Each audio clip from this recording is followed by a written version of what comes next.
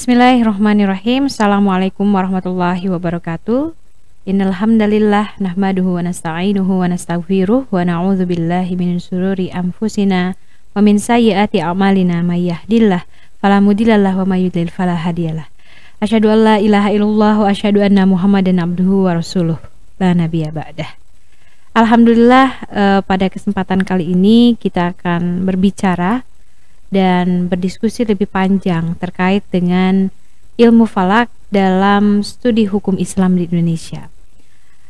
Menarik berbicara tentang ilmu falak karena ilmu falak ini merupakan ilmu yang cukup dipandang ilmu sudah sangat tua sekali karena bersamaan dengan ilmu astronomi. Kalau kita lebih mempelajari, mendalami lagi, kita awali dari sebuah definisi bahwa ilmu falak itu sendiri dari kata yang diambil di dalam Al-Quran. Diambil dalam Quran surat Al-Anbiya ayat ke-33 dan Quran surat Yasin ayat ke-40. Dalam konteks ayat yang kurang lebih sama, ketika Allah memberikan memberikan tanda atau memberikan keterangan, informasi bahwa dialah yang menciptakan langit dan bumi, menciptakan malam dan siang, matahari dan bulan, kemudian ditutup dengan kalimat wa kullum fi falaki yasbahun. Dari kata fi falaki yasbahun yang bermakna beredar pada masing-masing orbitnya, itu berarti kata ilmu falak ini berarti peredaran atau orbit dari benda langit. Nah, ilmu falak sendiri di dalam studi hukum Islam dipelajari pada rumpun keilmuan syariah. Jadi kalau kita mempelajari atau mengenal beberapa jurusan di perguruan tinggi Islam, di bagian syariah itu ada beberapa rumpun keilmuan yang dimana ilmu falak merupakan mata kuliah pendukung. Nah, berbicara lebih lanjut terkait dengan ilmu falak ini, bahwa implementasi keilmuan utamanya hukum Islam itu selalu memerlukan beberapa mata kuliah pendukung. Nah, salah satunya adalah ilmu falak. Ilmu falak ini sebenarnya cakupannya cukup sempit gitu ya. Namun dalam sistem kerja keilmuan atau kerangka berpikirnya itu menggunakan dua sisi.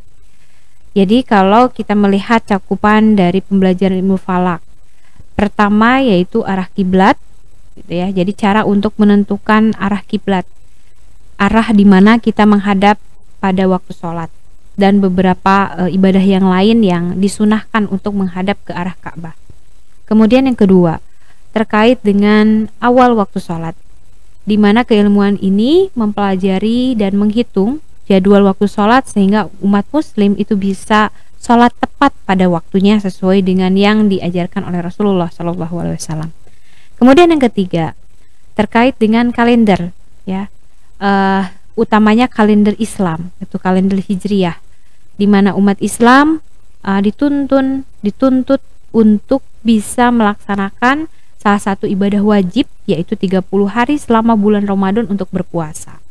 Nah, sehingga kepentingan tentang tatanan waktu umat muslim ini dipelajari dalam ilmu falak ini. Dan yang keempat terkait dengan cakupan atau ruang lingkup dari ilmu falak yang dipelajari, yakni terkait dengan gerhana. Nah, gerhana ini kenapa dipelajari? Karena Rasulullah memberikan tuntunan umat muslim ketika terjadi fenomena besar di mana matahari dan bulan dalam satu garis bujur astronomis, kemudian terjadilah suatu peristiwa yang dilihat oleh umat atau manusia di muka bumi ini, yakni gerhana matahari ataupun gerhana bulan, maka disunahkan oleh Rasulullah SAW untuk melakukan sholat sunnah gerhana. Nah, dari 4 cakupan yang dipelajari di dalam ilmu falak, ini lebih mengarahkan pada kita bahwa ilmu ini punya dua kerangka besar. Pertama, pendekatan yang dilakukan adalah studi fikih. Nah, kita mengetahui bahwa studi fikih ini ketika kita belajar beberapa macam-macam jenis-jenis, kemudian klasifikasi dari mazhab-mazhab yang telah disampaikan oleh para ulama kita, menjadi produk ijtihad para ulama, sehingga muncul mazhab yang kita kenal di Indonesia, 4 mazhab yang terkenal, mazhab Imam Syafi'i, Imam Maliki, Imam Hambali gitu ya, dan Imam Hanafi.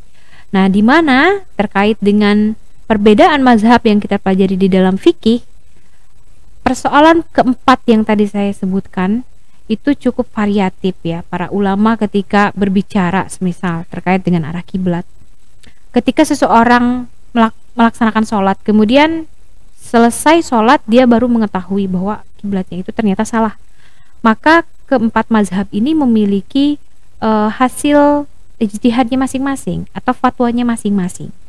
Nah, ini dipegangi umat Islam sampai saat ini ya. Artinya ada ulama yang cukup longgar ketika tahu misalnya kiblatnya itu salah, maka cukup dibetulkan ketika waktu sholat selanjutnya menjelang tiba. Tapi ada juga yang mazhab dimana seperti Imam Syafi'i misalnya, itu lebih strict. Artinya ketika kita sudah tahu bahwa kiblat itu kita salah, maka ulangi sholatnya selama masih waktunya cukup, begitu ya, belum sampai ke waktu sholat selanjutnya. Studi fikih ini dikembangkan ya, artinya tidak hanya dalam persoalan kiblat, waktu sholat pun ya. Ketika kita berbicara bahwa Nabi mengajarkan waktu-waktu sholat itu karena Nabi memang diperintah atau dibimbing oleh malaikat Jibril setiap waktu sholatnya. Jadi malaikat Jibril selalu datang pada waktu-waktu tertentu, kemudian memerintahkan Nabi untuk melaksanakan sholat.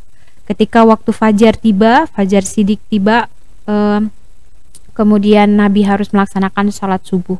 Pada waktu liduluki syamsi atau tergelincirnya matahari, malaikat datang lagi kemudian mengajak Nabi untuk sholat zuhur dan seterusnya.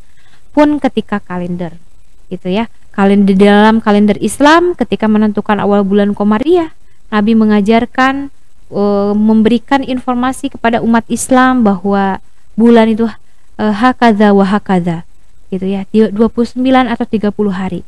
Kemudian umat Islam bertanya-tanya, maka metode apa yang kita gunakan? Apakah ru'yat, apakah hisab, ataukah keduanya, ataukah ada metode baru yang dikembangkan untuk mengetahui awal bulan Qomariyah? Nah, kira-kira itu jadi gambaran bahwa studi fikih itu melekat di dalam pembahasan 4 cakupan di dalam ilmu falak. Nah, kemudian satu kerangka besar lagi yang digunakan untuk mendalami atau menggali lebih dalam terkait dengan pembahasan ilmu falak, yakni adalah kerangka studi astronomis ya, studi astronomi, di mana perhitungan itu menggunakan rumus-rumus, katakanlah kalau misalnya kita berbicara arah atau azimut ya, heading ya dalam bahasa astronomi, bahasa Inggrisnya heading, dalam bahasa astronomisnya azimut, maka kita memerlukan keilmuan pembantu ilmu yang digunakan untuk mengetahui arah dari satu tempat di permukaan bumi, di permukaan bola kita, untuk tahu arah kiblat dari sebuah tempat itu kemana. Nah, rumus trigonometri bola yang digunakan di dalam ilmu falak inilah yang membantu untuk bisa mendapatkan keakuratan arah mana yang seharusnya, arah mana yang paling tepat.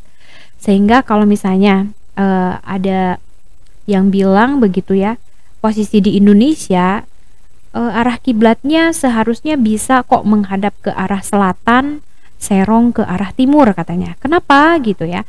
Karena bumi kita itu bulat gitu. Padahal sesungguhnya definisi azimut atau arah menurut astronomi pada bola besar atau pada bola bumi itu adalah arah terdekat. Jadi kalau misalnya kita gambarkan dalam sebuah bola bervolume, kemudian ada garis yang membagi bola itu menjadi 2 bagian. Nah, kemudian pada garis itu ada lokasi Indonesia misalnya di kita, kemudian satu lagi adalah Ka'bah yang menjadi arah kiblat, titik arah kiblatnya, maka arahnya adalah arah terdekat dari lokasi Indonesia ke Ka'bah, bukan arah sebaliknya dari Indonesia kemudian harus muter dulu ke selatan ke bawah baru agak serong ke timur misalnya seperti itu, atau serong ke barat ya. Nah, jadi definisi ini yang mengawal keilmuan astronomi ini yang membantu untuk bisa memperjelas lagi bahwa definisi arah kiblat adalah arah terdekat pada garis lingkaran gitu ya, lingkaran besar pada bola bumi. Nah, ini yang membantu kerangka studi astronomi ini yang membantu pemahaman terkait dengan ilmu falak. Pun di dalam misalnya ketika kita berbicara awal waktu sholat, karena Rasulullah diajarkan oleh malaikat Jibril pada waktu-waktu tertentu, dan itu ternyata sangat terkait sekali dengan pergerakan matahari, atau kita sebut falakus syams gitu ya. Jadi gerakan matahari harian ketika matahari dia sudah terbit, kemudian menjelang siang dia naik ke titik zawalnya, kemudian matahari mengalami posisi di meridian pas atau titik zawal, kemudian dia bergerak ke arah barat ya, dalam posisi tertentu. Ketika bayang 2 kali lipat dari tinggi bendanya, masuklah waktu asar. Kemudian matahari terbenam, masuklah waktu maghrib. Ketika benda langit itu sudah muncul dan tidak ada senja berwarna merah di langit barat, maka sudah masuk waktu isya. Ini sangat terkait sekali dengan keilmuan astronomi untuk bisa mendefinisikan secara akurat kapan gitu ya waktu-waktu sholat dalam konteks negara masing-masing. Nah, di Indonesia ini sangat ideal begitu ya, waktu siang dan waktu malamnya atau panjang siang dan panjang malamnya hampir cukup seimbang, 12 jam ya, 12 jam, sehingga kita merasakan ketika ada perintah waktu sholat itu sangat nyaman sekali untuk kita laksanakan ibadah itu. Pun di dalam kalender dan juga gerhana kita banyak membahas begitu ya, menggunakan beberapa rumus ya perkembangan di Indonesia, apalagi ketika kita berbicara tentang kalender Islam. Perbedaan itu akan selalu menjadi tema yang tidak lekang dengan waktu, karena 1 tahun sekali kalau posisi bulannya itu berketepatan misalnya dalam posisi di antara 0 sampai dengan 2 derajat, maka ada kemungkinan perbedaan itu akan terjadi. Perbedaan apa? Perbedaan dalam melaksanakan waktu puasa ataupun misalnya pada saat Idul Fitri. Pemerintah misalnya dengan kriteria terbaru sekarang itu minimal 3 derajat, kemudian Muhammadiyah dengan kriteria wujudul hilal yakni minimal tingginya 0 derajat. Maka ketika di antara 0 sampai dengan 3 derajat itu, ketika misalnya bulan Ramadan ketinggian hilalnya 2 derajat, maka akan terjadi perbedaan. Pasti bakal dipastikan akan terjadi potensi perbedaan itu akan besar. Nah, apa yang bisa kita lakukan? Mari belajar mari mempelajari dan mari memahami apa dasar hukum atau dasar landasan mengapa masing-masing ormas atau masing-masing katakanlah pemerintah itu berbeda dengan ormas yang ada di masyarakat ya, di lapangan. Apalagi dalam kurun waktu terakhir yang tahun ini 2024 itu ada satu komunitas jamaah aulia di Yogyakarta ini melaksanakan Ramadan dan juga Idul Fitri agak jauh dengan perkiraan. Biasanya kita berbeda dengan pemerintah ya, Muhammadiyah antara pemerintah dengan NU itu 1 hari, jemaah aulian ini sampai 3 hari ya, 3 hari atau beberapa hari. Jadi agak cukup jauh, dan metodenya pun itu menarik untuk digaji. Kenapa? Karena ini salah satu bahan ya, fenomena yang terjadi di masyarakat secara sosiologis untuk dilihat apa yang menjadi dasar pengambilan mengapa agak berbeda dalam pelaksanaan waktu puasanya dan Idul Fitri. Nah, pun ketika kita berbicara tentang gerhana, karena dia belajar tentang posisi bujur astronomis, maka keilmuan astronomi inilah yang menjadi kerangka besar dalam pembelajaran ilmu falak. Nah, sehingga apa sih sebenarnya posisi kajian ilmu falak dalam studi hukum Islam? Ini sangat terkait dengan bagaimana profil lulusan dari seorang sarjana atau lulusan dari keilmuan ini juga. Di Indonesia bahwa profesi untuk profesi untuk mengembangkan keilmuan syariah ini ada di perguruan, ada di pengadilan agama ya, itu salah satunya misalnya hakim, advokat begitu ya, menyelesaikan beberapa sengketa. Kemudian ada kantor urusan agama gitu ya, dimana di sini juga ada tenaga ahli hisab ru'yah yang memang diperlukan nanti. Jadi kalau ahli tenaga hisab ru'yah itu harus memahami ilmu falak sehingga dia bisa memberikan sumpah pada orang yang telah berhasil melihat hilal pada pelaksanaan Ru'yatul Hilal di Indonesia. Kendati di Indonesia Ru'yatul Hilal merupakan satu momentum begitu ya, apalagi menjelang 3 bulan besar yang memang di dalamnya itu ada pelaksanaan fenomena besar seperti awal bulan Ramadan, kemudian Idul Fitri dan juga Idul Adha. Nah, oleh karena itu mari kita berupaya untuk bisa memahami lebih dalam posisi ilmu falak dalam studi hukum Islam, penggunaannya, teori dan praktisnya untuk bisa mengembangkan dan bisa memberikan manfaat besar untuk umat dan bangsa. Terima kasih atas perhatiannya. Semoga ilmu kita makin berkembang dan juga bermanfaat luas. Wabillahi taufiq wal hidayah, wabiridho wal inayah. Assalamualaikum warahmatullahi wabarakatuh.